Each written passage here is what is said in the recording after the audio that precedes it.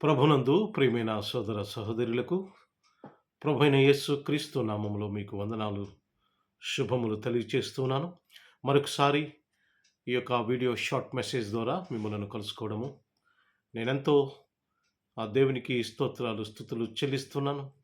ఇది దేవుడు నాకు ఇచ్చిన గొప్ప భాగ్యమని ఎంచుతున్నాను. ప్రియులరా, మరొక నూతన దినాన్ని దేవుడు మన జీవితాల్లో అనుగ్రహించినందుకు దేవునికి ఎన్నో స్తుతులు స్తోత్రాలు చెల్లిస్తున్నాను. ఈరోజు మరొక వాక్యము ద్వారా మనము బలపరచబడ్డానికి దీవించబడ్డానికి దేవుడిచ్చిన అవకాశమని భావిస్తూ ఈ యొక్క అవకాశాన్ని మనము సద్వినియోగం చేసుకుందాం. ఎవరైతే ఈ వీడియోస్ కంటిన్యూస్గా చూస్తున్నారో, ఒకవేళ ఇంకా మీరు సబ్స్క్రైబ్ చేయకపోతే చేయండి, లైక్ చేస్తుండండి, షేర్ చేస్తుండండి. అనేక మందికి కూడా ఇవి షేర్ అవ్వడానికి అవకాశం ఉంటుంది. అప్పుడు వారు కూడా మన వలె దీవించబడతారు. ఈరోజు ప్రకటన గ్రంథం 3వ అధ్యాయము 5వ వచనంలో ఈ మాట వ్రాయబడింది. జయించువాడు అలాగుననే తెల్లని వస్త్రములు ధరించుకొనును అనే మాట చూస్తున్నాం. జయించువాడు అలాగుననే తెల్లని వస్త్రములు ధరించుకొనును అనే మాట మనం చూస్తున్నాం. ఈ యొక్క వచనము ద్వారా మనకేమర్థమవుతుందంటే,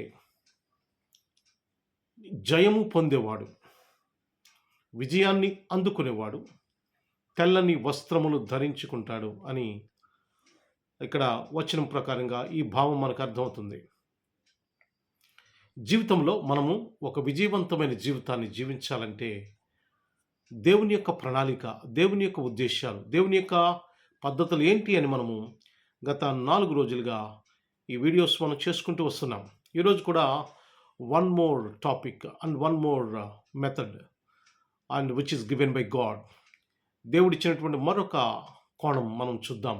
ఈ లోకంలో విజయవంతమైన జీవితాన్ని జీవించడానికి దేవుని యొక్క ప్రణాళిక లేక దేవుని యొక్క ఉద్దేశము, దేవుని యొక్క పద్ధతి ఏంటి, ఏం చూపించాడంటే, ఇక్కడ తెల్లని వస్త్రములు అనే మాట మనము ఈ వచనంలో చూస్తున్నాం.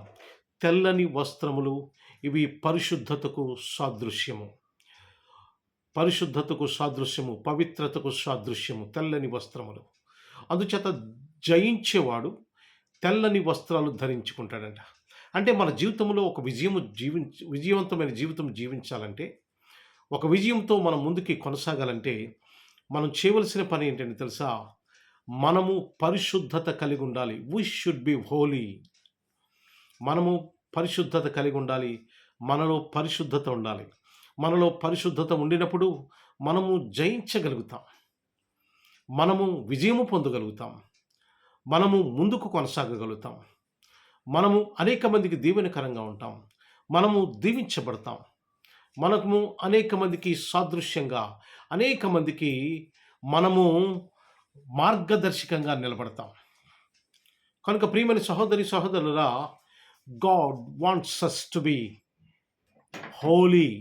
దేవుడు మనలను పరిశుద్ధులుగా ఉండాలని కోరుతున్నాడు. పరిశుద్ధులుగా ఉండాలని పరిశుద్ధులుగా ఉండడానికి మనం ప్రయత్నం చేస్తున్నప్పుడు, మనము ప్రయాసపడుతున్నప్పుడు మనము దీవించబడతాం, ఆశీర్వదించబడతాం. అలాగే మనము ఒక విజయవంతమైన జీవితాన్ని జీవిస్తాం. ఇక్కడ we should have the holiness to have the successful life. మనము విజయవంతమైన జీవితం జీవించాలంటే మనకు పరిశుద్ధత అవసరం. God is the God of holy. దేవుడు పరిశుద్ధతకు దేవుడు. God is the God of purity.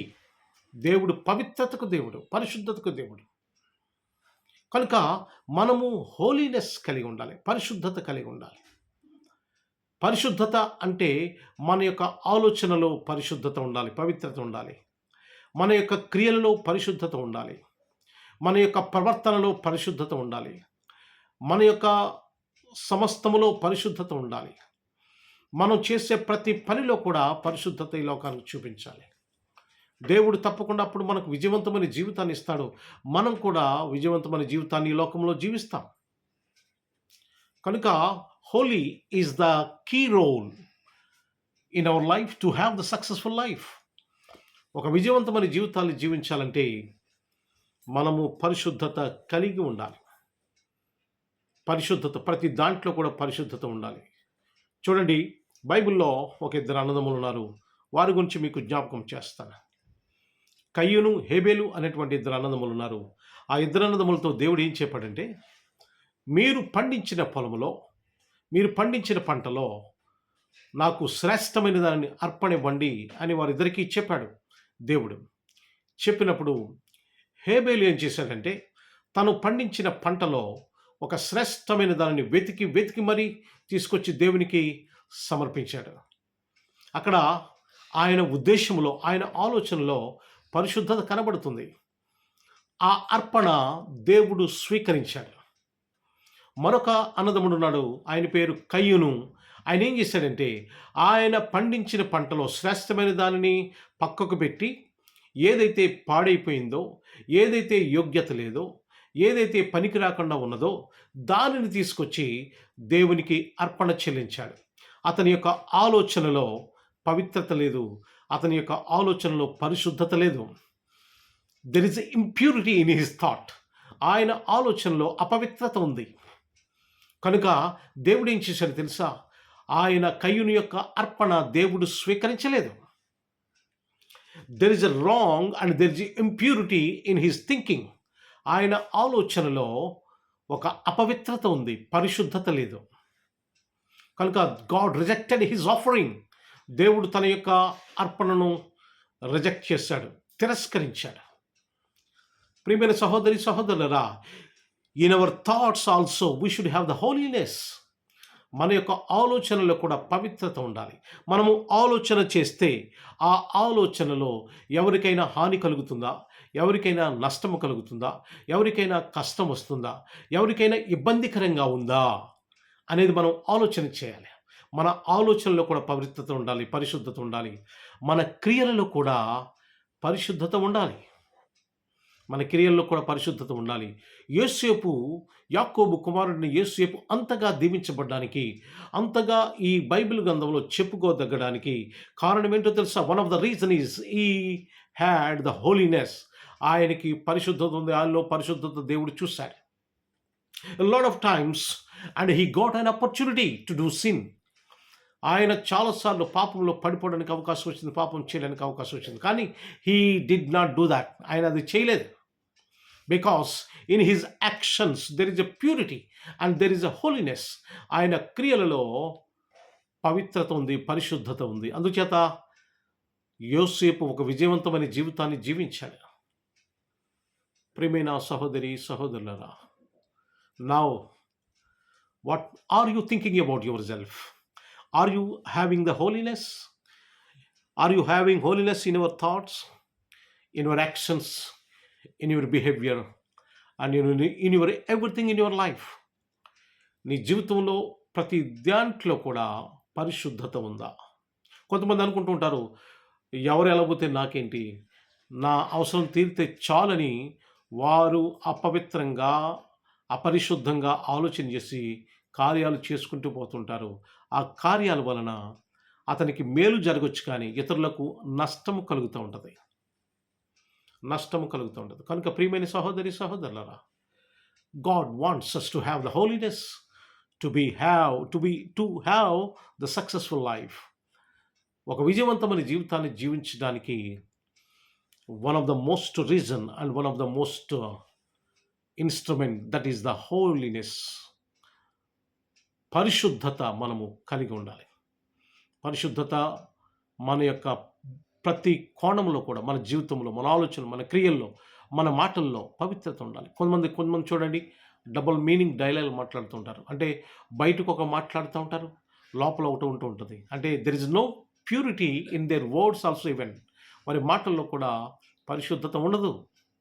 God doesn't like that. దేవుడు దాన్ని ఇష్టపడడు. God doesn't such a kind of heart. అటువంటి హృదయాన్ని దేవుడు ఇష్టపడడు. కనుక మనం ఈ లోకంలో విజయవంతమైన జీవితాన్ని, ఒక జయకరమైన జీవితాన్ని, ఒక ఆశీర్వాదకరమైన జీవితాన్ని, ఒక ఉన్నతమైన జీవితాన్ని, ఒక మాదిరికరమైన జీవితాన్ని మనం జీవించాలంటే definitely we should have the holiness. మనకు పరిశుద్ధత ఉండాలి. పరిశుద్ధత అనే దేవుడు ఇష్టపడతాడు. Where there is a holiness, God dwells there. ఎక్కడైతే పరిశుద్ధత ఉంటుందో అక్కడ దేవుడు ఉంటాడు. కనుక you should have the holiness. మనకి పరిశుద్ధత కావాలి, దీవించబడడానికి, ఆశీర్వదించబడడానికి.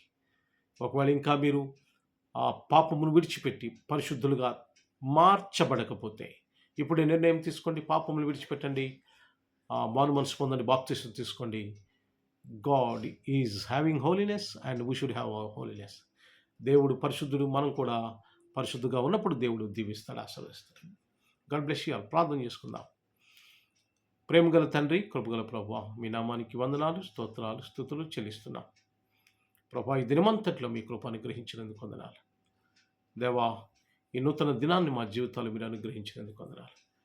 సహాయం చేయని ప్రభువా, దీవించండి, ఆశీర్వదించండి, మా అవసరాలు తీర్చండి, అక్రమాలు తీర్చండి. మీ గొప్ప కార్యములు జరిగించమని ప్రభువా, ఈ రోజంతట్లో విజయము చేకూర్చమని, మీరే ఘనత, మహిమ, ప్రభావములు పొందమని ప్రభువైన యేసు పరిశుద్ధ నామమున అడిగి వేడుకుంటున్నాము తండ్రి. ఆమేన్, ఆమేన్, ఆమేన్.